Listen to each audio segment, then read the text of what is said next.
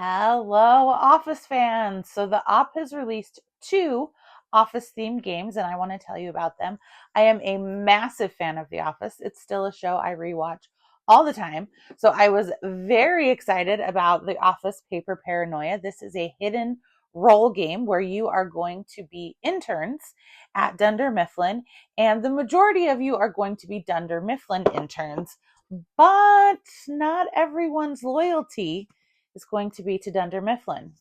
One or two of you's loyalty will be to Osprey's paper company. So depending on player count, this game plays 4 to 8 players. I think it plays better at 7 to 8 players than it does at the 4, but whatever you are able to play, I recommend checking this out. So the way that it works is everyone is going to be assigned an internship, and they will either be in sales, customer service, or accounting. And that matters because there's a little bit of a special ability that comes with each one, and certain tasks will require interns from specific teams. So the interns will be divided up as evenly as possible. So if you're playing like a 4-player game, you can't have 3 sales and 1 accounting and nobody else. So you will divide that up as evenly as possible, and you will give everyone their loyalty, which of course will remain secret. You then have this board, which is going to determine your win or your loss.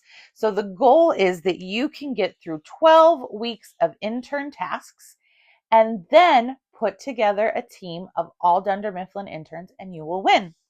However, if you fail at your tasks, you will first have a demerit, and then a citation, and then a violation, and then a written warning, and then the branch closes. So essentially, if the Osprey person is able to sabotage 5 of your 12 missions, they will win and you all will lose and the game will be over. So each week there's going to be a head intern who gets the Dundie, and they are going to be assembling the team. So there are all of these different tasks that have to be completed, and they take a different number of interns. So for example, this one's Save Bandit. After being thrown into the ceiling, Bandit is feeling woozy. He needs food stat. Reveal 2 cards. If at least one is snacks, you succeed, and this requires 3 interns. Then there could be something like new leads.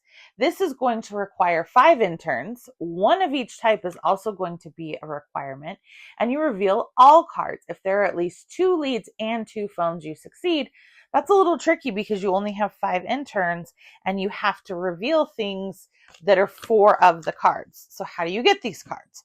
Well, these are the office supplies. Everybody's going to have a hand of office supplies, and they range in point value, and they have different things on them. So you might have some woof.com merch from Ryan. It's of course worth 0 points. You could have a lead, which shows the Vance refrigeration contact. You could have some snacks, which are worth 1. You could have some party supplies, which are worth 2. The world's best boss mug is worth 2, so on and so forth. So you're going to have a hand of these, and if you get chosen for the mission, you're going to put in a card. So if you're working for Dunder Mifflin as an intern, you're going to want to put in one of the cards that's requested, assuming you have it. You may not have the card and have to throw something bad in or something that's not helpful, which could put suspicion on you. There are also straight up sabotage cards in this game. And they state someone stole one of Angela's cats and she's too busy searching to plan this party. The head intern discards from their own hand a card with a minimum value of 2, or the task fails. So if they can't do that, the task automatically fails. If they can do it, great, but they're now down a potentially valuable card.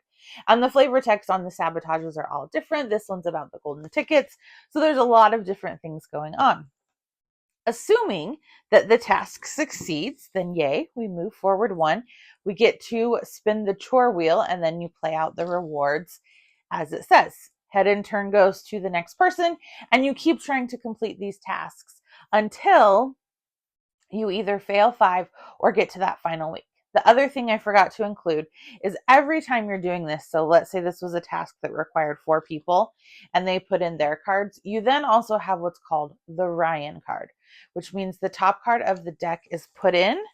All of these are shuffled and revealed. So that Ryan card could potentially be helpful and offset someone who's from Osprey who's trying to sabotage, or it could be really bad if you put in that Ryan card. You never know what it will be.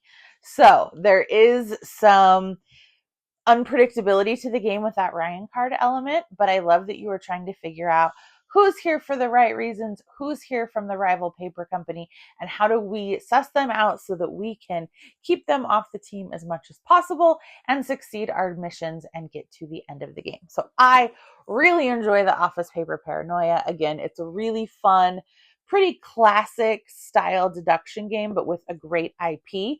And then for those of you who like having all things Office or like being collectors or enjoy the novelty versions of Monopoly, the Op has also released a Monopoly Office version. I know people have strong thoughts about Monopoly. I still enjoy the fun IP versions and pull them out to play from time to time. I know, shocking. I'm one of the few gamers who will admit to still playing Monopoly. So Monopoly Office is available if you have an Office fan in your life. And the Office Paper Paranoia is also available if you are looking for more of a party game. Again, thank you to the Op for supplying me with both of these. I hope you found something that you like. Give me a like and a follow, and I'll keep bringing you more board game content. Thanks. Bye.